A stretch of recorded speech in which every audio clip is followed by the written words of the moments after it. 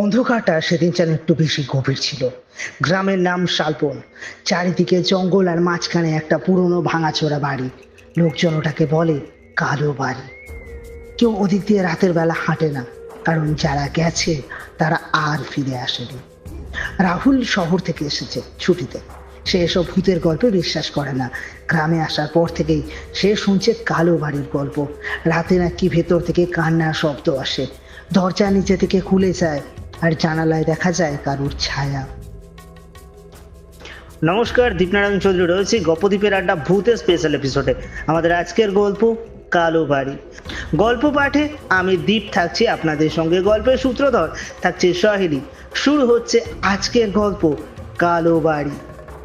এক রাতে বন্ধুরা চ্যালেঞ্জ করলো, তুই যদি সাহসী হোস তাহলে কালো বাড়িতে একা একটা রাত কাটিয়ে এগিয়ে যা।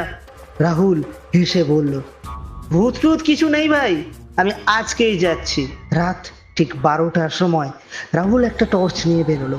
চারিদিক নিস্তব্ধ, শুধু দূরে শেয়ালের ডাক। বাড়ির সামনে পৌঁছাতেই একটা ঠান্ডা হাওয়া তার গায়ে বয়ে গেল। দরজাটা আধ খোলা, কে যেন তাকে ডেকে যাচ্ছে। ভেতরে ঢুকতেই কড়কড় একটা শব্দ হলো। মেঝে ভাঙা, দেওয়ালে ছোপ ছোপ দাগ, আর পড়ে রয়েছে শুকনো রক্ত। হঠাৎ একটা আওয়াজ, টুপ টুপ টুপ, জলের মতো কিছু পড়ার শব্দ।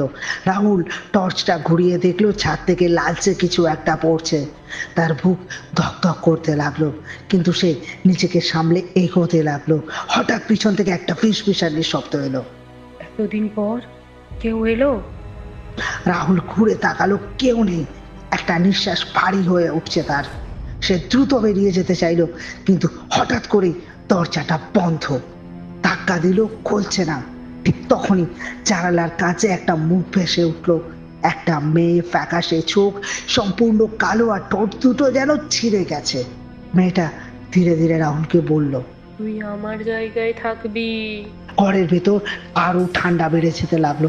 রাহুলের টর্চ নিভে গেল, চারিদিক অন্ধকার। তারপর কেউ তার কাঁধে হাত রাখলো, বরফের মতো ঠান্ডা হাতটা। রাহুল চিৎকার করতে চাইলো, কিন্তু গলা দিয়ে কোনো শব্দ বেরোলো না। পরদিন সকালবেলা গ্রামের লোকজন কালু বাড়ির সামনে ভিড় করলো। দরজাটা খোলা, কিন্তু ভিতরে কেউ নেই। আর ভেতরে দেওয়ালে রক্ত দিয়ে লেখা রয়েছে, আমি এখন একা নই। সেই রাতের পর থেকে প্রতি রাতে জানালায় দুটো ছায়া দেখা যায়। রাত নামলেই শালবন গ্রামের বাতাস বদলে যেত। আগের ঘটনার পর কেউ আর কালো বাড়ির নামটাও মুখে আনতো না, কিন্তু অদ্ভুতভাবে গ্রামের ভেতরে এক ভয়ঙ্কর নীরবতা নেমে আসে, যেন কিছু একটা অপেক্ষা করছে কারোর জন্য। রাহুল নিখোঁজ হওয়ার 3 দিন পর গ্রামের স্কুল শিক্ষক অনিরুদ্ধ বাবু বিষয়টা নিয়ে চিন্তিত হলেন।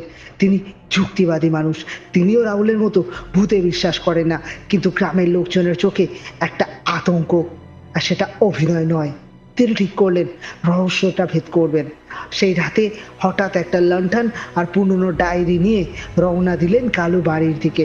চারিদিক কুয়াশায় ঢাকা, চাঁদের আলো যেন মাটিতে পৌঁছাতে ভয় পাচ্ছে। বাড়িটার সামনে দাঁড়াতেই তার মনে হলো এটা শুধু একটা ভাঙা বাড়ি নয়, এটা যেন কোনো জীবন্ত কিছু শ্বাস নিচ্ছে ধীরে ধীরে। দরজাটা এবার পুরোপুরি খোলা।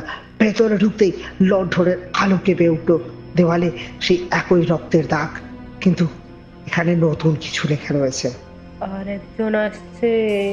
অনিরুদ্ধ বাবুর বুকটা কেঁপে উঠলো। তিনি একটু এগিয়ে যেতেই দেখলেন মেঝেতে একটা পুরনো ডায়েরি পড়ে রয়েছে। কাপা হাতে তুললেন, প্রথম পাতায় লেখা রয়েছে, আমি মীরা, এই বাড়ির শেষ বাসিন্দা।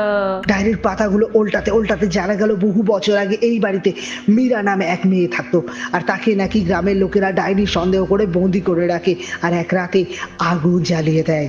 কিন্তু মীরা মারা যায়নি। শেষ পাতায় লেখা রয়েছিল, আমি একা মরিনি, আমি অপেক্ষা করব যতদিন না কেউ আমার জায়গা নেয়। হঠাৎ করেই লণ্ঠনের আলোটা নিভে গেল, চারিদিক অন্ধকার। তারপর আবার একটা ঠান্ডা কণ্ঠস্বর ভেসে উঠলো, তুই আমার গল্পটা পড়বি, কারণ তুইও থাকবি এখানে। অনিরুদ্ধ বাবু ঘুরে দাঁড়ালেন। তার সামনে দাঁড়িয়ে রয়েছে রাহুল, কিন্তু ওটা রাহুল ছিল না। তার চোখ দুটো সম্পূর্ণ কালো, মুখ বিকৃতি, আর পেছনে দাঁড়িয়ে রয়েছে একটা মেয়ে নাম মীরা। হঠাৎ রাহুল ধীরে ধীরে এগিয়ে এলো। অনিরুদ্ধবাবু দৌড়াতে চাইলেন, কিন্তু তার পা যেন মাটিতে আটকে গেছে। মীরা ধীরে ধীরে তার কাছে এসে ফিসফিস করে বলে গেল। এবার তুই। পরদিন সকালবেলা আবার গ্রামের লোকেরা ভিড় করলো। দরজা খোলা, ভেতরে কেউ নেই, শুধু দেওয়ালে নতুন করে লেখা রয়েছে, এখন আমরা তিনজন। আর সেই রাতের পর থেকে জানালাটায় তিনটে ছায়া দেখা যায়, একটা মেয়ের, একটা রাহুলের, আর একটা অনিরুদ্ধ বাবুর। শালবন গ্রামে এখন সূর্য ডোবার আগে সবাই দরজা জানলা বন্ধ করে দেয়, কারণ এখন শুধু কালো বাড়ি না, গোটা গ্রামটা একটা অভিশাপের ছায়ায় ঢেকে গেছে। তিনজন হওয়ার পর থেকে ঘটনাটা আরো ভয়ঙ্কর হয়ে উঠলো। রাত হলেই জানলায় ছায়া দেখা যায় না, এখন শোনা যায় পায়ের শব্দ, ধীরে ধীরে টুপ টুপ টুপ। কেউ যেন রাস্তায় হাঁটছে, কেউ বাইরে তাকালে দেখতে পায় কেউ নেই। এক সপ্তাহ পর গ্রামের এক বৃদ্ধ পুরোহিত হরিদাস ঠাকুর সিদ্ধান্ত নিলেন, এই গ্রামের অভিশাপ শেষ করতেই হবে। তিনি বললেন, এটা কোনো সাধারণ মানুষের আত্মা না, এটা প্রতিশোধের আগুনে বাঁধা একটা শক্তি। যতক্ষণ না এর শুরুটা শেষ করা যায়, এটা থামবে না। গ্রামের কয়েকজন সাহসী মানুষকে নিয়ে তিনি রওনা দিলেন কালো বাড়ির দিকে, মন্ত্র ও গঙ্গার জলের আগুন নিয়ে। সেই রাতটা ছিল অমাবস্যা, আকাশে চাঁদ নেই, আলো নেই, শুধু কালো অন্ধকার। বাড়ির সামনে পৌঁছাতেই হঠাৎ চারিদিক থেকে ঠান্ডা হাওয়া বইতে শুরু করলো। দরজাটা নিচে থেকে খুলে গেল, ভেতরে ঢুকতেই দেওয়ালে জল জল করছে আরো অনেকগুলো শব্দ। তোমরাও এসেছো, ভালো। হরিদাস ঠাকুর মন্ত্র পড়া শুরু করলেন, ওং অমুক ওং তমুক।